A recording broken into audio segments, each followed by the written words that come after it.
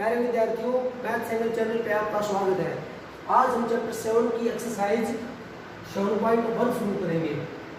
ठीक है, इसका जो हमारा जो कंसेप्ट है वो है कॉन्ग्रुएंसी, सर्वांगक्षमता। ठीक है, इसको हम एग्जांपल के आधार पर आपको समझाना चाहिए। मान लीजिए मैंने यहाँ पे सर्कल ड्रॉ किया, इसका ये केंद्र है, इसकी जो त्रिज्या हम लेके चलते हैं 2 सेंटीमीटर लेके चलते हैं। एक अन्य वृत्त ड्रॉ करता हूं मैं, मान के चलिए बिल्कुल सेम। इस वृत्त की जो त्रिज्या है यहाँ पर वो भी मैंने 2 सेंटीमीटर मान के ली है यहाँ पर। इस वृत्त का नाम हमने कह दिया, इसका नाम भी कह दिया यहाँ पर। ठीक है, तो आप देखिए यहाँ पर दोनों वृत्त एक दूसरे को ढक सकते हैं, एग्जैक्टली सेम है। अब एक अन्य वृत्त ड्रॉ करता हूँ, मान के चलिए हमारा ये वृत्त है, यहाँ पे देखिए आप, ये मैंने वृत्त ड्रॉ किया यहाँ पर। मान के चलिए इसका केंद्र है और इसकी जो त्रिज्या है वो 3 सेंटीमीटर हमने मान ली है। इसका नाम सी है। सी तो बी को ढक लेगा, ए को ढक लेगा, लेकिन ए और बी जो है सी को नहीं ढक सकते।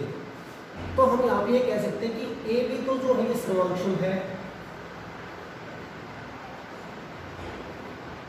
और जो ए बी सी है, देखिए ए और सी, बी और सी, ये है यहाँ पे समरूप, जो आपने 6th क्लास में पढ़ा था, सिमिलर। ठीक है, तो सर्वांगक्षम होने के लिए क्या होना चाहिए, एक आकृति दूसरी आकृति को बिल्कुल ढक ले। हम और एक उदाहरण लेते हैं। देखिए, जैसे हमने एक त्रिभुज लिया यहाँ पर, मान लीजिए 3 सेंटीमीटर है, ये 4 सेंटीमीटर है और ये 5 सेंटीमीटर हमने त्रिभुज लिया ए बी सी। मैं अन्य कोई त्रिभुज लेके चलता हूँ यहाँ पर, मान लीजिए पी क्यू आर, बिल्कुल सेम, 4 सेंटीमीटर 5 सेंटीमीटर। ठीक है, तो अब आप देखिए यहाँ पर जो मेरी साइड ए बी है वो पी क्यू के बराबर है 5 सेंटीमीटर, बी सी जो है वो क्यू आर के बराबर है 3 सेंटीमीटर। आप देखिए ए सी जो है वो पी आर के बराबर है 4 सेंटीमीटर। अर्थात ये भुजा इसके बराबर, ये भुजा इसके बराबर और ये भुजा इसके बराबर है। तो हम यहाँ पे कहेंगे कि त्रिभुज ए बी सी सर्वांगक्षम है त्रिभुज पी क्यू आर। ठीक है, क्योंकि एक त्रिभुज की जो रिस्पेक्टिव जो साइड्स है वे एक दूसरे के सर्वांगक्षम है। ये त्रिभुज इसको ढक लेगी और ये इसको ढक लेगी। तो जो मेन कांसेप्ट आपको सर्वांगक्षमता को समझना आना चाहिए। इसी प्रकार हम यहाँ पर मान लो कि स्क्वायर लेके चल सकते हैं, वर्ग। बहुत सारी आकृतियाँ ऐसी होती हैं जो आप अपने दैनिक लाइफ में भी, डेली लाइफ में भी आप देखते हो। ठीक है, मान लीजिए इसकी साइड 4 सेंटीमीटर, इसको भी आप 4 सेंटीमीटर मान लीजिए, तो ये दोनों के दोनों यहाँ पे सर्वांगक्षम होंगे। अब मान लीजिए चलिए ये हम एक स्क्वायर ड्रॉ करते हैं, इसकी साइड हमने यहाँ पे ली 8 सेंटीमीटर। तो ये जो दोनों है, ये जो दोनों वृत्त, देखिए जैसे यहाँ पर मैंने एक दूसरा वर्ग बनाया, मान के चलिए इसकी साइड 5 सेंटीमीटर है, तो जो ये हमारा वृत्त इसके साथ में ये इसकी सिमिलर है, क्योंकि इसकी जो सारी की सारी कैरेक्टरिस्टिक इसके अंदर भी आती है और इसके अंदर आती है। ये वृत्त तो इसको ढक सकता, सॉरी ये वृत्त तो इसको ढक सकता, लेकिन ये वाला इसको नहीं ढक सकता। तो इस सिमिलर है यहाँ पर। तो इसी प्रकार जैसे कि आप मान के चलिए 5 रुपये का बिस्कुट का पैकेट लेके आते हो या कोई बिस्कुट लेके आते हो आप, तो उसके अंदर जो बिस्किट होते हैं एक जैसे होते हैं। इसी प्रकार कोई भी गाड़ी लीजिए आप, उसके जो टायर होते हैं वे सारे के सारे सर्वांगक्षम होंगे यहाँ पर एक दूसरे के। एक बाइक के जो टायर होंगे वे डिफरेंट होते हैं, अगला और जो पीछे वाला टायर होता है वो अलग अलग होता है। लेकिन जो गाड़ियाँ होती है उनके मोस्टली जो टायर होते हैं सर्वांगक्षम होते हैं, सिमिलर। आगे वाले को पीछे, पीछे वाले को आगे लगा सकते हैं। तो जो सर्वांगक्षम होता है इसका मतलब ये होता है कि एक आकृति दूसरे को ढक ले, एक आकृति दूसरे के बिल्कुल समान हो, कहीं पे भी उसके अंदर अंतर नहीं होना चाहिए, ना भुजा में ना किसी प्रकार के कोण में। तो जो हमारा कंसेप्ट है सर्वांगक्षमता का, इसके बारे में हम डिटेल से हम पढ़ रहे हैं। जो क्राइटेरिया है उसको देखिए अब आप। तो सर्वांगक्षमता के हम कुछ नियम बता रहे हैं आज आपको। देखिए अभी जैसे इसके बारे में डिस्कस कर चुके भी हैं, अब यहाँ पे सर्वांगक्षमता के कुछ नियम है ए बी सी। ये मैंने कहा पी क्यू आर। मान लीजिए इस भुजा को मैंने कहा 3 सेंटीमीटर, इसका नाम 3 सेंटीमीटर, इसको 4 सेंटीमीटर कहा, इसको 4, उसको कहा 5 सेंटीमीटर। देखिए यहाँ पर मैं लिखता हूँ त्रिभुज ए बी सी व त्रिभुज पी क्यू आर में। आप देखिए मैं कहता हूँ बी सी बराबर है क्यू आर बराबर है 3 सेंटीमीटर, AC बराबर है PR बराबर है 4 सेंटीमीटर और AB बराबर में है PQ बराबर में है 5 सेंटीमीटर। देखिए जो भुजा होती है उसके लिए 2 पॉइंट होने चाहिए, ये आपने 6th 7th 8th क्लास में पढ़ा है। तो मैंने ये भुजा ली है तो इसके बराबर है, मैं यहाँ पे और भी डिनोट कर देता हूँ, उसको इसके बराबर, इसको इसके बराबर लेके हम चल रहे हैं। यहाँ पर इस त्रिभुज की सभी भुजाएं किसके बराबर है रिस्पेक्टिव। आप ये भी हो सकता था कि भाई जो मान के चलिए एक त्रिभुज हमने ये ड्रॉ की, एक त्रिभुज हम ये लेके चल रहे हैं, इसका नाम ABC समझिए आप, इसको मैंने PQR कहा, ये 5 है, ये भी 5 है, 5 है, ये 5, ये भी 5, ये हमारा एक एक्स एक्सियल केस हो जाएगा। ठीक है, इसको हम समबाहु त्रिभुज बोलते हैं, इक्विलेटरल ट्रायंगल बोलते हैं, जिसकी सभी भुजाएं आपस में बराबर हो। लेकिन ऐसा जरूरी नहीं, हम यहाँ पर त्रिभुज ABC और PQ की अलग अलग भुजाएं ले रहे हैं, लेकिन त्रिभुज ABC की भुजा PQR के बराबर दिखा रहा हूँ यहाँ पर, आप देख सकते हैं ये भुजा इसके बराबर, ये भुजा इसके बराबर और ये भुजा इसके बराबर, अर्थात तीनों भुजाएं आपस में बराबर है। तो यहाँ पर एक नियम बनता है SSS, इसको बोलेंगे भुजा भुजा भुजा। ये क्राइटेरिया आपको याद रखना है, एक त्रिभुज की एक भुजा दूसरी त्रिभुज की भुजा के बराबर होनी चाहिए। ऐसा संभव हो सकता था, ये तो मैंने आपको बता दिया। मान लो ये संभव था, ये भुजा इसके बराबर हो सकती थी, समझे बात को, और जो ये भुजा है ये हो सकता है इसके बराबर हो जाए हमारी, ठीक है, और ये भुजा जो इसके बराबर हो सकती है, ऐसा संभव है। लेकिन यहाँ पे क्रमशः इनका जो रिस्पेक्टिव है वो पैटर्न एक जैसा होना चाहिए। कंक्लूजन ये है, एक त्रिभुज की भुजाएं दूसरी त्रिभुज की भुजाओं के बराबर होगी, तो वहाँ पर SS क्राइटेरिया हम लगाएंगे। ये हमारा रूल नंबर 1 है, आप इसको अच्छे से देख लीजिए। रूल नंबर 2 देखिए,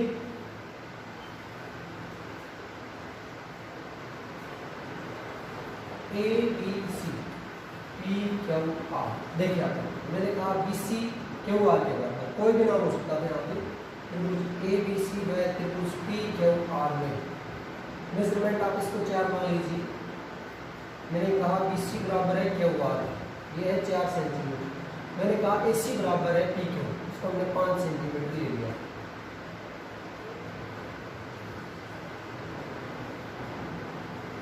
समझिए, मैंने ये भुजा इसके बराबर, ये भुजा इसके बराबर, ठीक है। अब मैं कहता हूँ इस भुजा और इस भुजा के द्वारा ये कोण बनाया जाता है, इस कोण का नाम है BCA। आप ध्यान दीजिए, BCA या ACE, कोण को हमेशा जो शीर्ष होता है उसको बीच में लेते हैं, बराबर है। मैंने कहा इस त्रिभुज का ये कोण, देखिए जो भुजाएं हम ले रहे हैं उनके बीच वाला कोण ले रहा हूँ मैं यहाँ पर, इस कोण का नाम है QRP। यदि एक त्रिभुज में कोई दो भुजाएं बराबर हो लेकिन उनके बीच वाला कोण बराबर होगा तो वहां पर हम क्राइटेरिया लगाएंगे साइड एंगल साइड, इसको बोलते हैं भुजा कोण भुजा।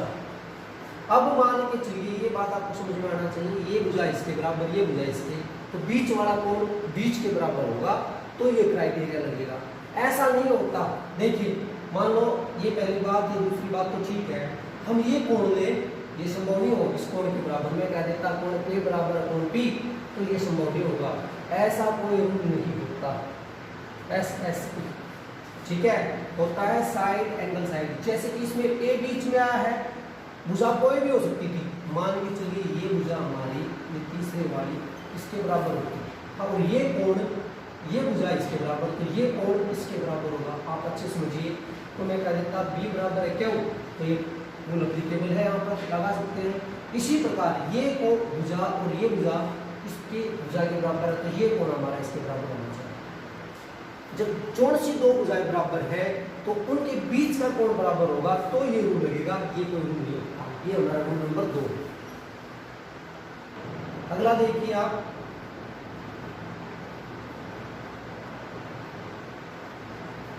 ABCPQR,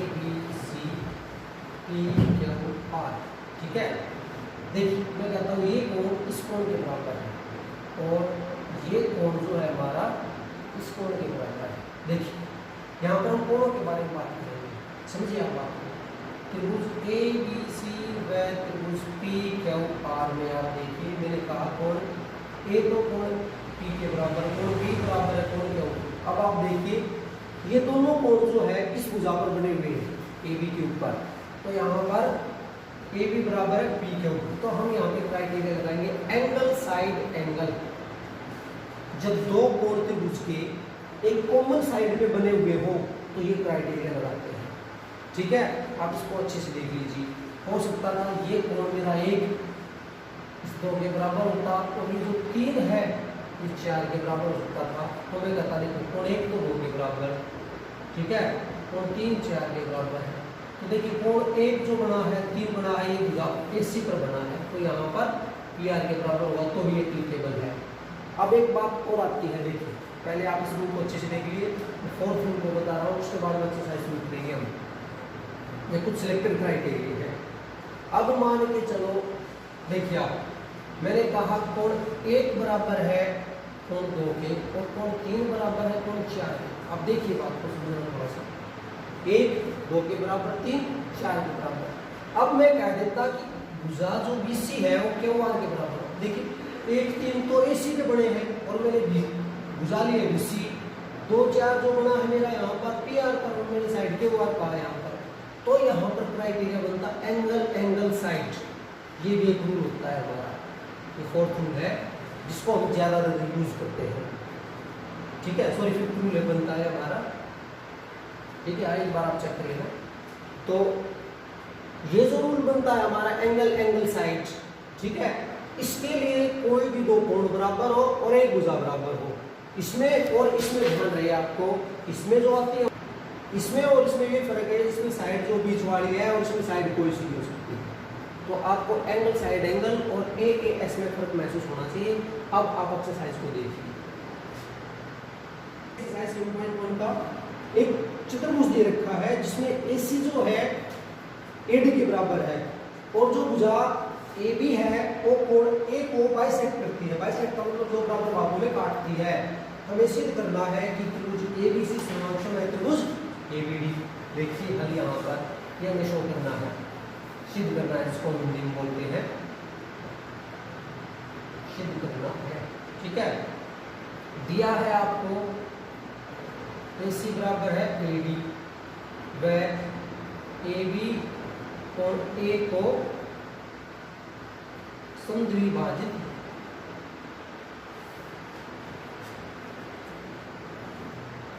करती है।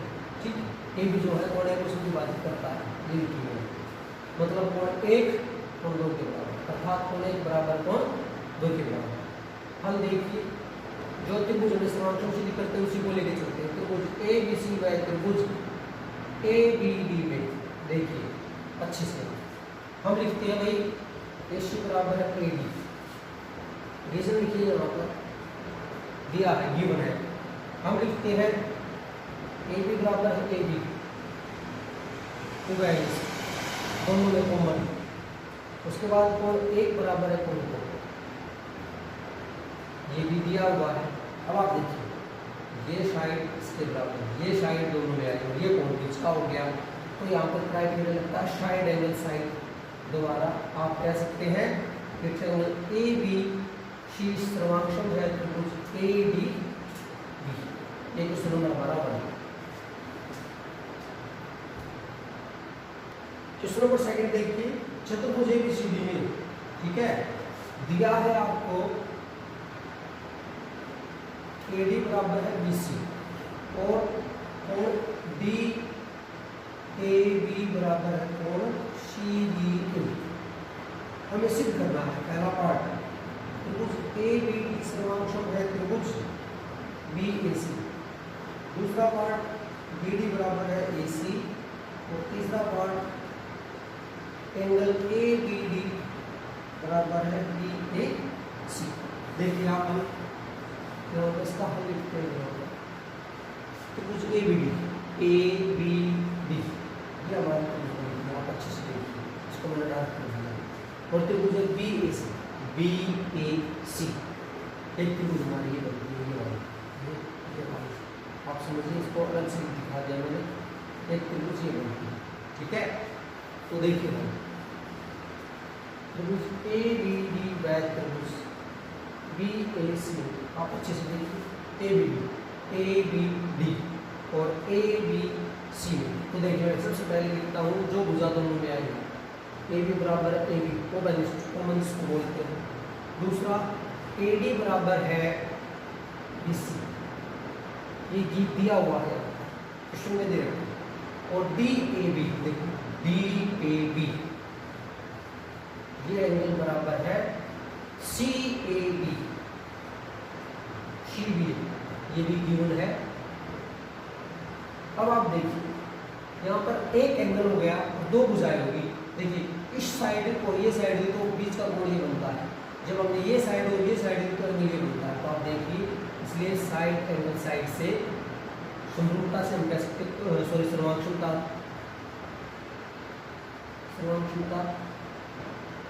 कसौटी द्वारा हम कह सकते हैं कि ट्रायंगल ए बी डी सर्वांक्षम है ट्रायंगल बी ए सी। पहला पार्ट हमारा सॉल्व हो गया। दूसरा देखिए बी डी बराबर है ए सी, हमें सिद्ध करना था बी डी बराबर है ए सी। देखिए एक वर्ड होता है, मैं बताता हूँ उसके बारे में, इसका नाम होता है CPCT द्वारा, ये कह सकते हैं। इसका मतलब होता है corresponding parts of congruent triangle. Hindi में बोलता हूँ यहाँ पे सर्वांक्षम त्रिभुजों के संगत भाग, इसका मतलब होता है corresponding parts of congruent triangle. तीसरा part B A D, sorry A B D, देखिए ये वाला पार्ट, ठीक है। इसको भी आप इसी से कह दीजिए ए बी डी बराबर है डी ए सी CPCT द्वारा, ऐसा आप लिख सकते हैं। ये क्वेश्चन नंबर 2 है।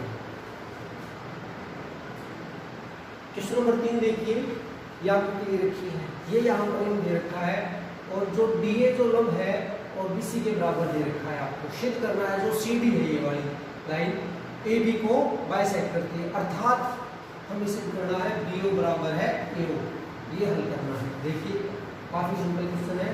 त्रिभुज लेके चलते हैं OAD व OBC में। देखिए मैंने OBC लिखा है यहाँ पर, मैं कहता हूँ यहाँ पर OAD में। देखिए OAD बराबर है OBC, प्रत्येक कोण 90 का, इसको बोलते हैं परपेंडिकुलर, आप देख सकते हैं। उसके बाद में देखिए ये आपको गिवन है कि AD बराबर में है BC,